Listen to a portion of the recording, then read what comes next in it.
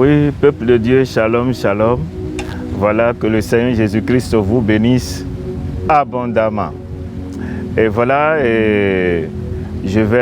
nous allons prier un coup. Voilà, la Bible déclare dans Colossiens 3, verset 15 d'être reconnaissant. Nous allons dire merci au Seigneur pour ce moment qu'il a permis. Prions le Seigneur. Père Tout-Puissant, nous voulons te dire merci pour ta fidélité, merci pour ta grâce, merci pour tous tes bienfaits, merci pour la Côte d'Ivoire, merci pour tout ce que tu fais dans notre beau pays, que toute la gloire te revienne au nom de Jésus. Nous voulons te dire merci également d'avoir mobilisé tout ce qu'il faut pour que nous soyons là aujourd'hui. Que toute la gloire te revienne. Amen. La Bible déclare, oui, dans Psaume 127, verset 1, si Elohim ne bâtit une maison, ceux qui la bâtissent en vain. Si Elohim ne garde une ville, celui qui travaille en vain.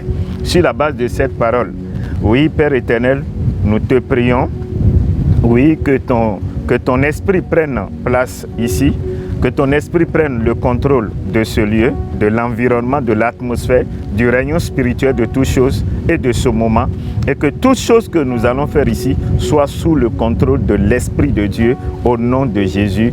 Amen. Amen. Ok, voilà ici votre humble serviteur, apôtre Jérémie. Voilà. Je ne suis pas trop habitué aux réseaux sociaux, donc véritablement pardonnez-moi pour toutes les erreurs que vous allez constater. Voilà. Et il faut dire qu'il n'y a pas longtemps et que le Seigneur s'est révélé à moi par rapport à notre cher pays, notre Côte d'Ivoire.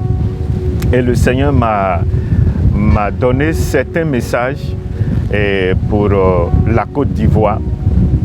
Et il faut dire que en un premier temps, il a commencé par parler. Il y a de cela 4 semaines environ, j'étais avec mon épouse et puis on avait commencé par visualiser une vidéo et du coup, l'Esprit de Dieu m'a saisi et j'ai commencé par couler les larmes. Or, il n'est pas facile pour moi voilà, de pleurer facilement comme ça. Voilà. Mais le jour-là, ça a été véritablement de larmes abondantes qui ont coulé. Et mon épouse s'étonnait puisque c'était la première fois pour elle de voir son mari en train de pleurer pendant 30 à 45 minutes. Et après, je suis parti me coucher. Quand je me suis retrouvé, elle me demandait ce qui s'est passé et je lui ai dit ce qui s'est passé. Et ce qui s'est passé est que au moment où on visualisait la vidéo, le Seigneur m'a saisi. Et il m'a saisi et il me parlait de la Côte d'Ivoire, de notre pays. Et dans le même temps, je pouvais sentir en moi, dans mon âme et dans mon esprit, comment le Seigneur gémissait, comment il pleurait pour la Côte d'Ivoire. Et c'est tout ça qui m'a amené et puis je pleurais sans cesse et je ne comprenais pas. Et voilà.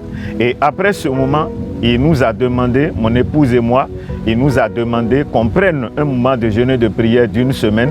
Loin de tout bruit, on a quitté notre domicile et on est parti rester quelque part fermé, loin de tout portable, etc. Et il a parlé longuement pendant plusieurs jours. Et ces messages sont là. Et donc, c'était tout juste pour vous dire que les jours à venir, voilà, nous allons véritablement rendre le message que le Seigneur nous a donné par sa pure grâce et en plusieurs séquences par la grâce de Dieu. Donc, c'était ça, peuple de Dieu. Que Dieu vous bénisse, que l'Éternel se souvienne de vous et on se dit à la prochaine.